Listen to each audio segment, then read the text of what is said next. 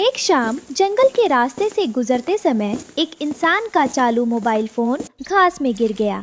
कालू कौवा दाना ढूंढ रहा था। तभी उसे वहाँ से संगीत की आवाज सुनाई दी। उसने देखा कि एक चमकती हुई चौकोर चीज घास में पड़ी है। अरे, ये कैसी जादुई चीज है? इसमें से तो इंसानों के गाने बज रहे हैं और ये रंग बिरंगी रोशनी भी दे रहा है। अगर मैं इसे जंगल में ले जाऊं तो सबका मनोरंजन होगा और सब मेरी वाहवाही करेंगे। मैं तो जंगल का सबसे बड़ा हीरो बन जाऊंगा। कालू उस भारी फोन को खींचकर एक पुराने सूखे पेड़ के ठूंठ पर ले आया। अंधेरा हो रहा था, इसलिए फोन की स्क्रीन बहुत तेज चमक रही थी। जंगल के छोटे पक्षी उस रोशनी को देखकर वहां जमा होने लगे। कालू भैया, ये क्या है? ये तो जुगनू से भी ज्यादा चमक रहा है। इसमें तो तस्वीरें चल रही हैं। बंटी, ये इंसानों का जादू है। देखो और मजे करो। आज से हमें जल्दी सोने की कोई जरूरत नहीं। हम पूरी रात इसे देखेंगे। अगली सुबह सूरज निकल आया, लेकिन जंगल में अजीब सन्नाटा था। न कोई पक्षी चहचहा रहा था, न कोई दाना ढूंढने निकला था। रानो चिड़िया अपने बच्चों को जगा रही थी। बच्चों उठो, देखो सुबह हो गई है। इतनी देर तक सोना अच्छी बात नहीं है। अजीब बात है, आज जंगल इतना शांत क्यों है? मुझे कोई चहचहाहट क्यों नहीं सुनाई दे रही है? कालू भैया की रोज वाली आवाज भी नहीं आ रही। माँ, कल रात कोई नहीं सोया। सब उस चमकती चीज के पास बैठे थे। मुझे भी वो देखना है। नहीं गुड़िया, मेरी बात ध्यान से सुनो। जो चीज कुदरत के नियम तोड़ दे और हमें रात भर जागने पर मजबूर करे, वो हमारे लिए कभी भी अच्छी नहीं हो सकती। अच्छी नींद और सुबह का दाना सबसे ज़रूरी है। रानो उड़कर वहाँ पहुँची। उसने देखा कि कालू, बंटी और गौरी सब फ़ोन की स्क्रीन में खोए हुए हैं। उनकी आंखें लाल थी और वे थके हुए लग रहे थे, लेकिन उनकी नज़रें स्क्रीन से नहीं हट रही थीं। कालू भैया, गौरी बहन, क्या आप लोग ठीक हो? देखिए, सुबह हो गई है। आप लोग दाना चुगने नहीं जाएंगे? मुझे लगता है कि आपके बच्चे भूख से रो रहे होंगे और उन्हें आपकी ज़रूरत है। उफ, रानो, कृपया आप हमें परेशान ना करें। हम एक बहुत ज़रूरी वीडियो देख रहे हैं। भूख प्यास तो लगती रहती है। ये जादू रोज़ नहीं मिलता। जाइए यहाँ से। कालू का बेटा जग्गू घोंसले में अकेला और भूखा था। वो बार बार नीचे देख रहा था, लेकिन उसके माता पिता नहीं आए। उसने उड़ने की कोशिश की, लेकिन कमजोरी के कारण गिर गया। पिताजी, माँ, मुझे बहुत भूख लगी है। आप लोग कहाँ हो? क्या वो खिलौना मुझसे ज़्यादा प्यारा है? जंगल के पेड़ फलों से लदे थे, लेकिन उन्हें खाने वाला कोई नहीं था। फल सड़कर जमीन पर गिर रहे थे। रानो अकेली वहाँ अनाज जमा कर रही थी। उसे जंगल के भविष्य की चिंता सता रही थी। ये जादुई डिब्बा हमारे जंगल को पूरी तरह से बर्बाद कर देगा। इस लत के कारण पक्षी अपना ज़रूरी काम भूल गए हैं। वे अपनी जिम्मेदारियां भूल गए हैं और रिश्तों की परवाह भी नहीं कर रहे हैं। अगर ऐसा ही रहा तो सब भूखे और बीमार पड़ जाएंगे। मुझे कुछ बड़ा करना होगा। शाम हो गई थी। गौरी कवि को थोड़ी होश आई। उसे चक्कर आ रहे थे। उसने कालू के कंधे पर हाथ रखा। कालू जी, मेरी आंखें जल रही हैं और सिर घूम रहा है। जग्गू अकेला है। चलिए घर चलते हैं।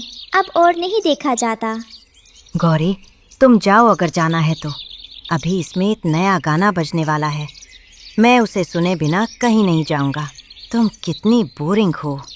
गौरी रोते हुए वहाँ से उड़ गई, लेकिन कालू वहीं जमा रहा। अचानक आसमान में काले बादल छा गए। पक्षियों के पास एक खास शक्ति होती है, जिससे वे तूफान को पहले ही भांप लेते हैं। लेकिन कालू फोन की तेज आवाज के कारण बादलों की गड़गड़ाहट नहीं सुन पाया। बाकी पक्षी भाग गए, लेकिन कालू कान लगाए बैठा रहा। तेज आंधी शुरू हो गई। बारिश की मोटी बूंदें गिरने लगीं। अचानक फोन की स्क्रीन पर एक लाल निशान आया और कुछ की आवाज के साथ फोन बंद हो गया। बैटरी खत्म हो गई थी। अरे, ये क्या हुआ? बंद क्यों हो गया? चालू हो जाओ, मुझे वो गाना सुनना है। अभी नहीं, चालू हो जाओ। फोन बंद होते ही वहाँ घुप अंधेरा छा गया। अब कालू को सिर्फ आंधी की साय साय और बिजली कड़कने की आवाज सुनाई दे रही थी। तभी उसे अपने घोंसले की तरफ से जग्गू की चीख सुनाई दी। बचाओ पिताजी, पेड़ गिर रहा है, बचाओ। ये तो जग्गू की आवाज है। हे भगवान, मैं इस काले डिब्बे के चक्कर में तूफान को देख ही नहीं पाया। कालू गिरते पड़ते अपने घोंसले तक पहुंचा। डाल टूट चुकी थी। गोरी और जग्गू एक पत्ते के नीचे दबे हुए कांप रहे थे। कालू ने जल्दी से पत्ता हटाया और उन्हें अपने पंखों में छुपा लिया। गौरी, जग्गू, क्या तुम ठीक हो? मुझे माफ कर दो। मैं उस झूठी रोशनी के पीछे भाग रहा था और यहाँ मेरे घर में असली अंधेरा हो गया था। मैंने तुम लोगों को बहुत दुख दिया। कालू जी, उस मशीन ने हमें अपनों से दूर कर दिया था और हमारे बीच दूरियां ला दी थी। शुक्र है कि आप समय पर अपनी होश में आ गए, वरना आज हम नहीं बचते। अगली सुबह मौसम साफ था। कालू कौवा उस मोबाइल फोन को अपनी चोंच से घसीटकर नदी के गहरे पानी में फेंक आया।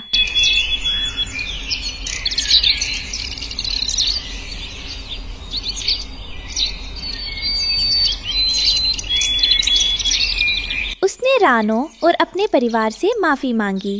रानो बहन, आप बिल्कुल सही थी। अपनों के साथ बात करने में, उन्हें समय देने में और उनके साथ उड़ने में जो असली खुशी और संतोष है, वो किसी चमकती स्क्रीन में नहीं मिल सकता। आज से मेरा परिवार ही मेरी पूरी दुनिया है और मैं अपनी गलती को सुधारूंगा। कालू भैया, मशीनें हमारा काम आसान जरूर कर सकती हैं, लेकिन वे कभी भी परिवार का सच्चा प्यार, अपनों की गर्माहट और कुदरत की ताज़ी हवा नहीं दे सकती। मुझे खुशी है कि आपको अपनी गलती का एहसास हुआ और आप वापस सही रास्ते पर लौट आए। उस दिन के बाद जंगल में फिर से पक्षियों की असली चहचहाहट गूंजने लगी। उन्होंने समझ लिया था कि असली कनेक्शन अपनों से जुड़ने में है, स्क्रीन से जुड़ने में नहीं।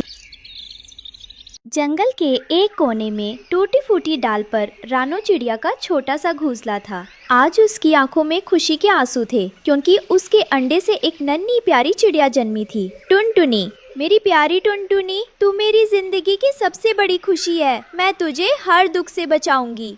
अगले दिन रानो खाने की तलाश में नदी किनारे गई। अचानक उसे पानी में कुछ चमकता दिखा। ये क्या, इतना सुंदर पुराना चिराग! वो उसे उठाकर साफ करती है। धुआं उठता है और उसमें से एक जादुई परी निकलती है। रानो, तुमने मुझे आज़ाद किया है। बदले में मैं तुम्हारे और तुम्हारी टुनटुनी के लिए नदी किनारे एक जादुई घर बनाऊंगी। पलक झपकते ही नदी किनारे सुनहरी लकड़ी का मोतियों से सजा एक सुंदर घर खड़ा हो गया। ये तो सपनों जैसा है। अब मेरी टुनटुनी बारिश और ठंड से सुरक्षित रहेगी।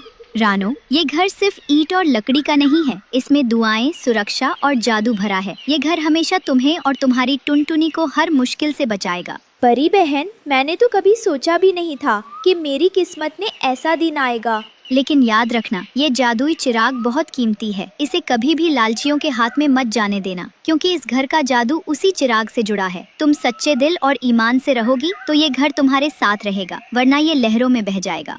मैं वादा करती हूँ, चाहे कितनी भी मुसीबत आए, मैं इसे संभाल कर रखूंगी। परी मुस्कुराकर आसमान में उड़ जाती है। वहीं दूर एक पेड़ पर कालू कौवा और गोरी कौवी सब देख रहे थे। ये चिराग अगर मेरे पंजों में आ जाए ना, तो मैं जंगल में सबसे बड़ा महल बनवाऊंगा। सुनहरी खिड़कियाँ, मोतियों वाला दरवाजा और बाकी सबको दूर से जलने दूंगा। अरे हाँ हाँ, और तो जैसी हरकतें मत कर कालू। घर बनाने का शौक तेरे को कब से चढ़ गया, लेकिन सच कहूँ तो वो घर देखकर मेरा भी दिल मचल गया। अभी कल तक वो रानो बारिश में भीग रही थी, पत्तों से पानी झाड़ रही थी, और आज देखो रानी बनकर बैठी है। इसलिए तो कह रहा हूँ, वो चिराग निकालना पड़ेगा। काम आसान नहीं है कालू मियाँ। वो घर चमक रहा है और चिराग भी जादुई लगता है, लेकिन अगर हम रात में जाए जब रानो और उसकी टुनटुनी सो रही हो, तो धीरे धीरे पंजों में दबाकर चिराग उठा सकते हैं। तू तो पूरी योजना बना चुकी है। और क्या, औरत हूँ, दिमाग मेरा तेज है। तू बस मेरे पीछे पीछे चलना, बाकी सब मैं संभाल लूंगी। रात को कालू और गोरी धीरे धीरे घर के पास पहुँचे। रानो और टुनटुनी सो रही थी। देख कालू, धीरे चल, जरा भी आवाज हुई तो वो चिड़िया उठ जाएगी। हाँ हाँ, बस थोड़ा और, चिराग मेरी चोंच में आने ही वाला है। जैसे ही कालू चिराग उठाता है वो अचानक चमकने लगता है और तेज हवा चल पड़ती है। तभी परी प्रकट होती है। रुको, ये चिराग चोरी करने वालों के लिए नहीं है, ये भलाई और नेक दिल लोगों के लिए है। अरे परी बहन, हम तो बस देखने आए थे। कालू ने कहा था कि घर सजाने के लिए चिराग चाहिए। हमारा तो बस मन बहलाने का इरादा था, चोरी का तो सोच भी नहीं सकते थे। चुप कर, चल भाग यहाँ से। झूठ मत बोलो, मैं तुम्हारे दिल की हर बात सुन सकती हूँ। अब अपने लालच का फल पाओ। तेज रोशनी कालू और गोरी को हवा में उड़ा देती है और वो कीचड़ में गिरते हैं। अगले दिन कालू बदला लेने के लिए आता है। तभी रानो टुनटुनी को चोंच से दाना खिला रही थी। पास के पेड़ की डाल पर छुपा कालू कौवा लालच से देख रहा था। कल चिराग नहीं मिला, कोई बात नहीं। अगर टुनटुनी मेरे पंजों में आ गई तो रानो खुद चिराग देकर उसे छुड़ाएगी। इतने में गोरी कभी भी उड़कर आती है। अरे कालू मियाँ, फिर से कुछ उल्टा सीधा सोच रहे हो क्या? देखो, मैं तो कह रही हूँ, बच्ची को पकड़ना आसान नहीं है। रानो तो जान दे देगी, मगर उसे छोड़ने वाली नहीं। तू बस देख, आज मैं कर दिखाऊंगा। कालू चुपके से नीचे उतरता है और पलक झपकते ही टुनटुनी को चोंच में दबा लेता है। माँ, माँ! नहीं, मेरी बच्ची को छोड़ दे कालू, मेरे पास से जो चाहे ले जा। अरे ओ रानो, तू भी ना जरा सी बात पर चिल्लाने लगती है। कालू मियाँ बस खेलने के लिए ले जा रहे हैं, इसमें रोने धोने की क्या जरूरत। अचानक जादुई घर की दीवारें सुनहरी रोशनी में चमकने लगती हैं। एक जादुई जाल कौवे को पकड़ लेता है और कालू कौवा नीचे आ गिरता है। अरे बाप रे, मैंने तो सोचा था ये घर बस महल जैसा दिखता है, ये तो पहरेदार भी है। टुनटुनी फड़फड़ाकर वापस रानो की गोद में आ जाती है। मेरी जान, अब तो बिल्कुल सुरक्षित है। देखा, हमारा घर सिर्फ रहने की जगह नहीं, ये हमारा रक्षक भी है। चलो भागो यहाँ से, वरना अगली बार ये घर हमें चिमटे की तरह दबोच लेगा। कालू और गोरी दूर शर्मिंदा होकर दूर भाग खड़े हुए। शायद खुशियाँ चुरा कर नहीं मिलती, मेहनत से कमानी पड़ती हैं। रानो, टुनटुनी और जादुई घर अब नदी किनारे खुशहाल जीवन बिताने लगे और वो चिराग सिर्फ भलाई के लिए इस्तेमाल होता। बरसात की ठंडी रात थी। पेड़ों से टपकते पानी की बूंदें रानो चिड़िया और उसके बच्चों के ऊपर गिर रही थीं। उनका पत्तों का घर टूटकर गिर चुका था। मेरे बच्चों, बस थोड़ी देर और सह लो। माँ हूँ, तुम्हें तकलीफ में देखकर मेरा दिल रोता है। अम्मा, बहुत ठंड लग रही है। बरसात रुकने का नाम ही नहीं ले रही थी। दूर अंधेरे जंगल में एक पेड़ से हल्की सी सुनहरी रोशनी चमकती दिखी। वो था जंगल का सबसे पुराना पीपल का पेड़, जिसके बारे में कहानियाँ मशहूर थी कि वहाँ एक जिन्न रहता है। अम्मा, उधर रोशनी क्यों निकल रही है? बेटी, शायद वो कोई जादुई जगह है। चलो वही शरण लेते हैं, शायद हमें बचाव मिल जाए। रानो बच्चों को अपने ऊपर बिठाकर धीरे धीरे बारिश में उस पीपल के पेड़ की ओर ले गईं। रानो ने बच्चों को पेड़ की जड़ों के पास बैठाया, खुद आसमान की ओर देखा। उसकी आंखों से आंसू बह रहे थे।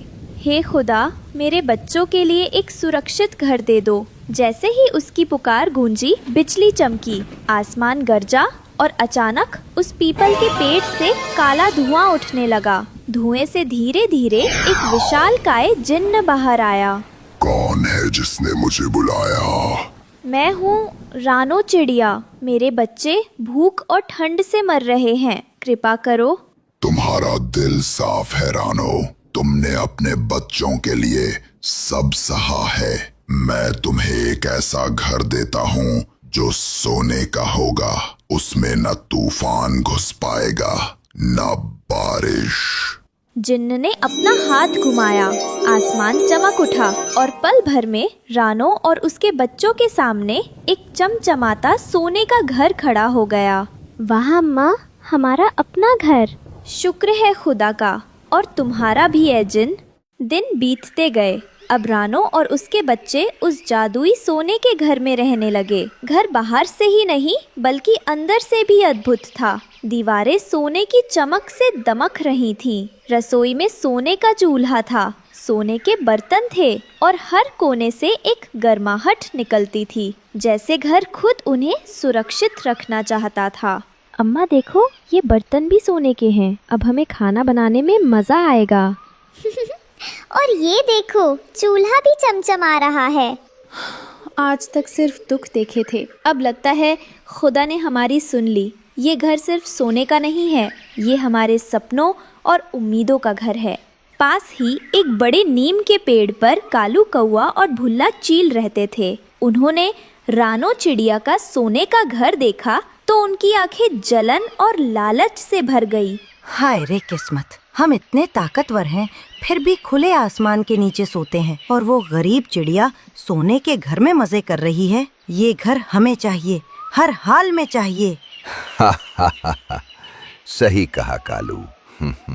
सोने का घर और उसमें सोने का चूल्हा, बर्तन, सब कुछ। अगर ये घर हमारे पास हो तो पूरा जंगल हमारी इज्जत करेगा।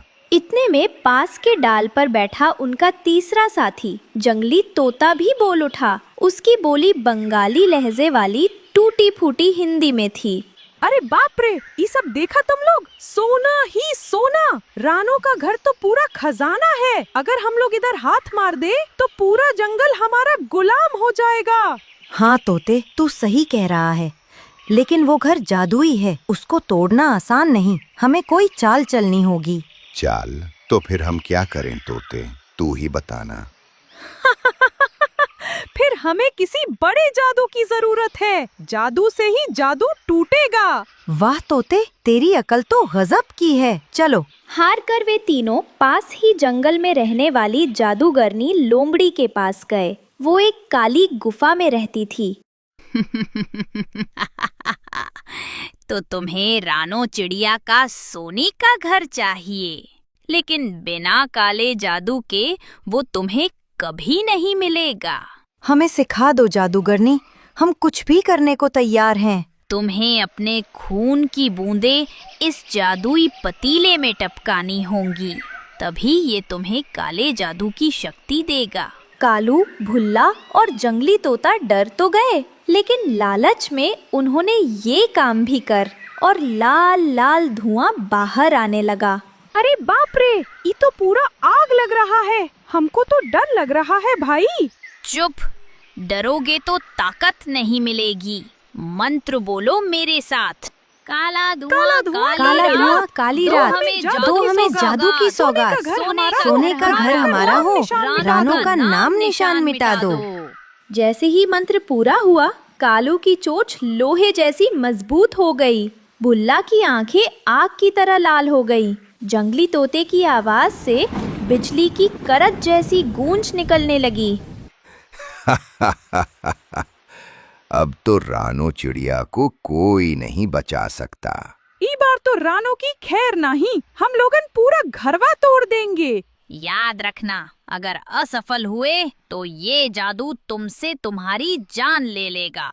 रात का समय था, चांद बादलों में छुपा हुआ था। रानो और उसके बच्चे सोने के घर में चैन से सो रहे थे। तभी अचानक आसमान में काले बादल घिर आए। कालू, भुल्ला और जंगली तोता काले धुएं से घिरे हुए घर की तरफ उतरे। उनकी आंखें डरावनी चमक रही थी। रानो, आज तेरी खुशियों का अंत होगा। ये घर अब हमारा है। अब देख, मेरी आग जैसी आंखें तेरे सोने के घर को पिघला देंगी। अचानक आसमान से काले बिजली के शोले गिरे। हे खुदा, ये क्या हो रहा है? मेरा घर कांप रहा है। अम्मा, हमें डर लग रहा है। कालू ने अपनी लोहे जैसी चोंच से घर पर चोट मारी। भुल्ला ने अपनी आग जैसी आंखों से दीवारों को झुलसाने की कोशिश की। जंगली तोते की आवाज से कड़कड़ाहट हुई और घर की दीवारें फटने लगी। रुको, तुम क्यों मेरी खुशियाँ छीनना चाहते हो? ये घर मेहनत और दुआओं से मिला है। तुझे ये घर जिन्न ने दिया है, लेकिन अब ये हमारा होगा। हम ताकतवर हैं, तू कमजोर है। सोने का घर सचमुच टूटने ही वाला था कि अचानक पीपल के पेड़ से वही जिन प्रकट हुआ। दुष्टों, मैंने तुम्हें चेतावनी दी थी कि मासूमों पर हाथ मत उठाना। जंगल में अंधेरा और रोशनी टकराने लगे। तुम्हारा लालच तुम्हें बर्बाद कर देगा। अब अपने किए की सजा पाओगे। हमें लोमड़ी ने काला जादू दिया है, अब तेरा जादू हम पर नहीं चलेगा। देख, मेरी आग तुझे राख कर देगी। जिन बाबू, तोहरा अब खैर नहीं, हम सब मिलके तोहरा मटिया मेट कर देंगे। लेकिन जिन ने एक हाथ उठाकर नीली लौ का गोला बनाया। वह गोला तीनों पर टूट पड़ा और उन्हें पीछे धकेल दिया। नहीं, हम हार नहीं मानेंगे। हम हार मानबे नहीं, ई बार तो जीते ही रहेंगे। जिन का चेहरा और कठोर हो गया। उसने उन तीनों को एक जादुई बोतल में कैद कर दिया। अब तुम्हारी सजा मौत नहीं, बल्कि अपमान होगी।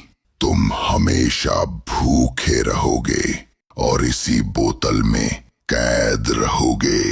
कभी चैन से घर नहीं बना पाओगे। यही तुम्हारी सजा है। लड़ाई खत्म हो चुकी थी।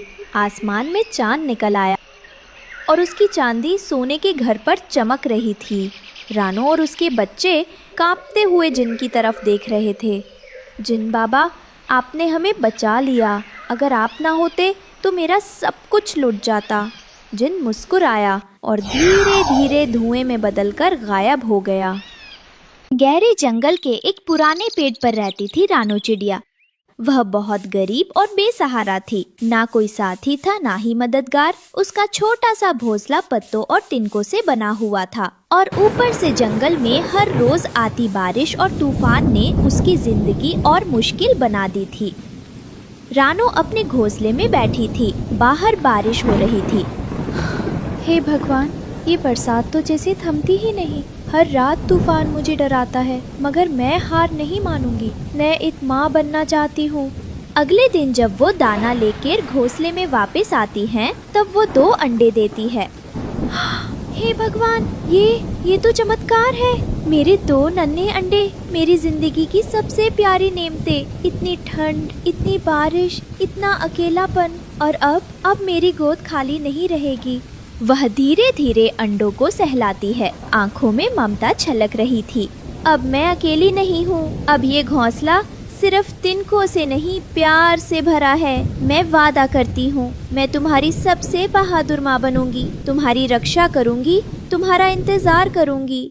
एक सुबह जब आसमान थोड़ा साफ हुआ, रानो ने सोचा कि कुछ खाना ढूंढ लाए ताकि वह ताकतवर बनी रहे और अपने अंडों की अच्छी देखभाल कर सके। बच्चों, तुम थोड़ी देर अकेले रहना, माँ जल्दी लौटेगी। रानो अंडों को पत्तों से ढककर निकल जाती है। उसी दिन एक शिकार करने वाला इंसान जंगल में आ निकला। उसकी आंखें कुछ भी कीमती चीज खोज रही थीं और तभी उसकी नजर रानो के घोंसले पर पड़ी। शिकारी पेड़ के नीचे खड़ा होता है। क्या बात है? वो क्या दिखा वहाँ? अरे वाह, 2 ताजे अंडे, ये तो कमाल की बात है। वो धीरे धीरे पेड़ पर चढ़ता है और अंडों को देखकर मुस्कुराता है।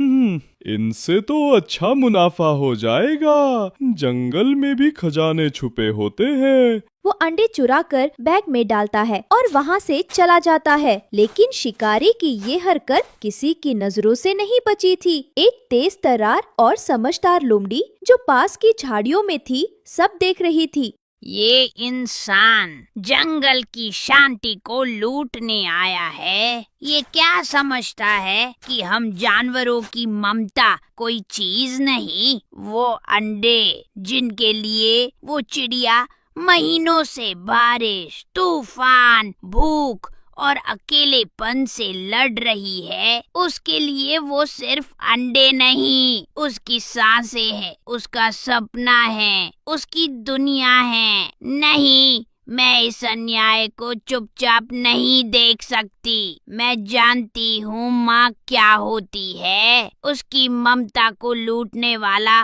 कोई भी हो, मैं उसे नहीं छोड़ूंगी।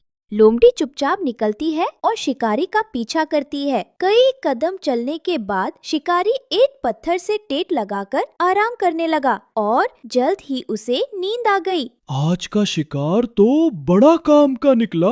कुछ देर आराम कर लूं, फिर निकलूंगा शहर की ओर। इन अंडों के अच्छे दाम मिलेंगे। धीरे धीरे उसकी सांसें गहरी होने लगती है और वो गहरी नींद में चला जाता है। पर उसे क्या पता था, जंगल में एक और शिकारी था, पर वो शिकार जानवरों का नहीं, अन्याय का करती है। लोमड़ी पेड़ के पीछे से झांकती है। अब यही सही मौका है, मैं धीरे से बैठ लूंगी, कोई आवाज नहीं। अगर ये जाग गया तो मेरे लिए भी खतरा है, मगर एक माँ के आंसू मेरे डर से ज्यादा भारी है। लोमड़ी धीरे से आती है, शिकारी का बैग खींचती है, उसे दांतों में दबा लेती है और तेजी से दौड़ जाती है। उधर रानो जब घोंसले में लौटी तो घोंसला खाली देखकर उसकी आंखों से आंसू बहने लगे। नहीं, ये कैसे हो गया? मेरे अंडे कहाँ गए? कौन ले गया मेरे बच्चे? हे भगवान! वह बार बार घोंसले के कोनों को देखती है। मैंने सिर्फ थोड़ी देर के लिए छोड़ा था, सिर्फ थोड़ा दाना लेने गई थी। क्यों मैंने उन्हें अकेला छोड़ा? मेरी गलती थी, मेरी बहुत बड़ी गलती। वह घोंसले में सिर छुपाकर जोर जोर से रोने लगती है और तभी लोमड़ी वहां पहुंची। वह धीरे से बैग को खोलकर अंडों को रानो के घोंसले में रख देती है। तो लोमड़ी बहन, ये तो मेरे अंडे हैं, आपने इन्हें कहाँ से? एक शिकारी इन्हें चुरा कर ले गया था, मैंने देखा और मैंने सोचा एक माँ की ममता के साथ अन्याय नहीं होने दूंगी। आपने सिर्फ मेरे अंडे नहीं लौटाए, आपने मेरी सांसें लौटा दी, मेरा माँ होना लौटा दिया। मैं आपको कभी नहीं भूलूंगी। आप इस जंगल की असली रक्षक हैं। गांव के किनारे पेड़ों की छाया में एक हरे भरे खेत में बहुत सारे तरबूज उगे थे। रानो चिड़िया पूरे दिन इधर उधर उड़ते उड़ते थक गई थी। उसे एक नया घर चाहिए था, ऐसा घर जो सुरक्षित हो, बारिश से बचे और सुंदर भी दिखे।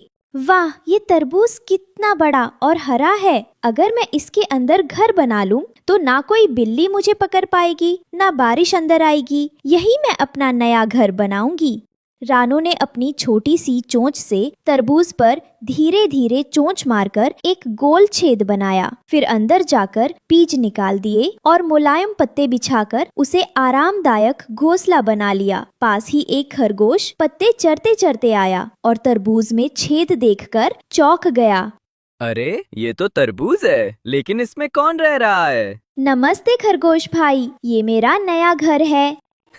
वाह रानो, कितनी समझदारी दिखाई तुमने। हमारे बिल तो जमीन के नीचे होते हैं, बरसात में कई बार पानी भर जाता है, लेकिन तुम्हारा घर तो बारिश और धूप दोनों से बचा रहेगा। इतने में तालाब से कूदते हुए एक हरा भरा मेंढक आया। ये कैसा घर है? तरबूज में भी कोई रहता है क्या? हाँ मेंढक जी, अब यही मेरा घर है। देखो अंदर कितना ठंडा और सुरक्षित है।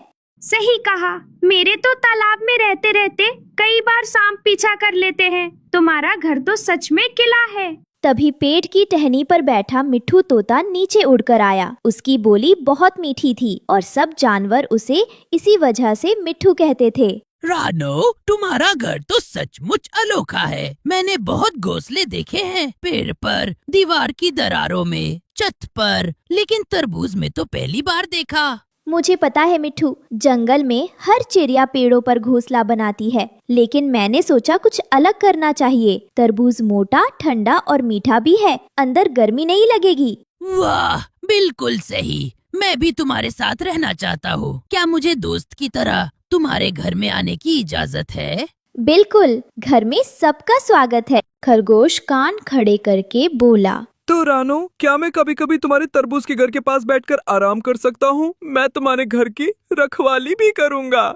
हाँ भाई, तुम जब चाहो आना। तुम्हारी फुर्तीली आंखें किसी भी खतरे को दूर से देख लेंगी। और मैं तालाब से पानी लाकर यहाँ छिड़क दूंगा ताकि गर्मी में तरबूज ठंडा रहे। तीनों दोस्त हंसते गाते रानो के तरबूज वाले घर के पास बैठ गए। जंगल में एक चालाक और लालची लोमड़ी घूम रही थी। उसकी आंखें हमेशा खाने की तलाश में रहती थी। उसने खेत में बड़ा हरा तरबूज देखा। तरबूज में एक गोल छेद बना था और अंदर से चिड़िया की चहचह सुनाई दे रही थी। वाह, ये तो दो चीजें एक साथ मिल गईं, तरबूज भी और चिड़िया भी। मजा आ जाएगा। पहले तो मैं ये तरबूज खाऊंगी और फिर अंदर बैठी चिड़िया को भी पकड़ लूंगी। लोमड़ी धीरे धीरे दबे पांव तरबूज के पास पहुंची। अरे, ये लोमड़ी तो सीधे रानो के घर की तरफ जा रही है। मुझे जल्दी से सबको बताना होगा। रानो, सावधान हो जाओ, तुम्हारे घर की तरफ लोमड़ी आ रही है। लोमड़ी? ओ नहीं, यही तो मुझे डर था।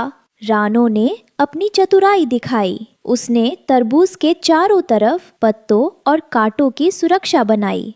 लोमड़ी, तुम मेरे घर में नहीं आ सकती। तुम सब मिलकर भी मुझे नहीं रोक सकते। मैं तरबूज फाड़ दूंगी और रानो को पकड़ लूंगी। लोमड़ी जैसे ही तरबूज के और करीब आई, नुकीले कांटे उसे चुभने लगे। ये सब देखकर उसे समझ आ गया कि तरबूज का घर तोड़ना आसान नहीं होगा। रात ढल चुकी थी और तरबूज का घर दूर से हरे दीपक जैसा जगमगा रहा था। लोमड़ी बार बार चक्कर लगाकर तरबूज को देख रही थी। उसके दिमाग में बस एक ही ख्याल था, इस घर को तोड़कर अंदर की चिड़िया पकड़ना है।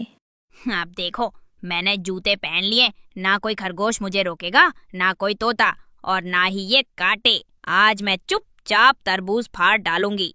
वह धीरे से तरबूज पर झपटी। रानो ने अपनी चोंच से तरबूज के अंदर एक चमकदार पंख निकाला। ये वही जादुई पंख था जो उसे जंगल के एक बूढ़े उल्लू ने कभी दिया था।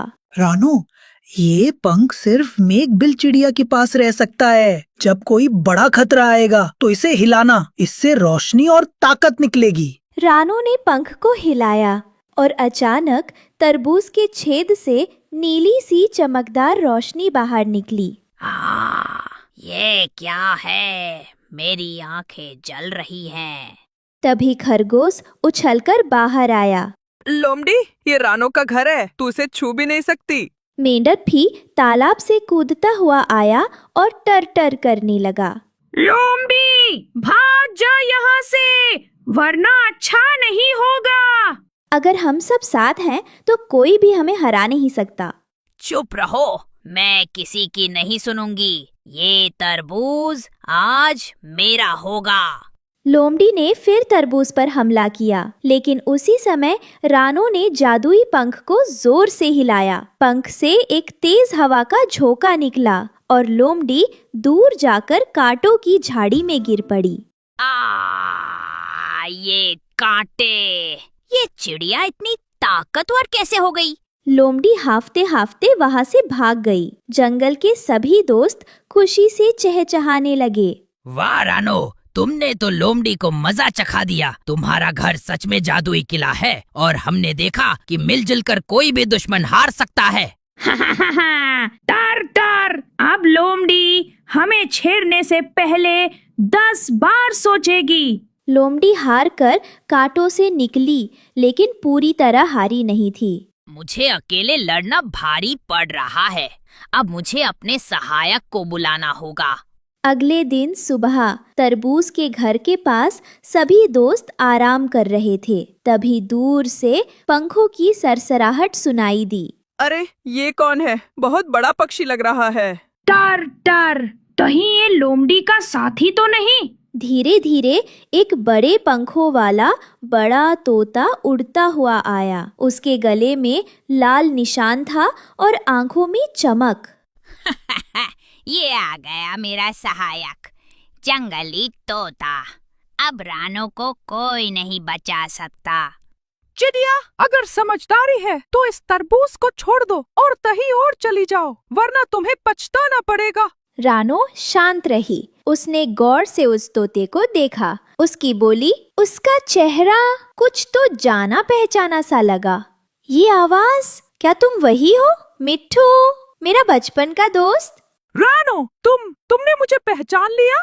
सभी जानवर आश्चर्य से देख रहे थे। लोमड़ी भी चौंक गई। क्या तुम इसे जानते हो? अरे मूर्ख तोते, तुम मेरे सहायक हो। इसे डराना था, पहचानने का खेल नहीं खेलना था। लोमड़ी, मैं कभी तुम्हारा सहायक नहीं था। मैं तो जानबूझकर तुम्हारे साथ चला ताकि तुम्हारी चालें समझ सकूं। मैं देखना चाहता था कि तुम रानो के घर पर कब और कैसे हमला करोगी ताकि सही समय पर उसे बचा सकूं। रानो की आंखों में खुशी छलक आई। मुझे पता था तू मुझे धोखा नहीं दे सकता। तू वही मिट्ठू है जो बचपन में मेरे साथ उड़ना सीखता था। हाँ रानो, और आज मैं फिर तुम्हारे साथ हूँ। इस बार तुम्हारा घर कोई नहीं तोड़ेगा। लोमड़ी दांत पीस कर रह गई। धोखा, तुम सब ने मुझे मूर्ख बना दिया, लेकिन याद रखना मैं इतनी आसानी से हार मानने वाली नहीं हूँ। इतना कहकर लोमड़ी झाड़ियों में गायब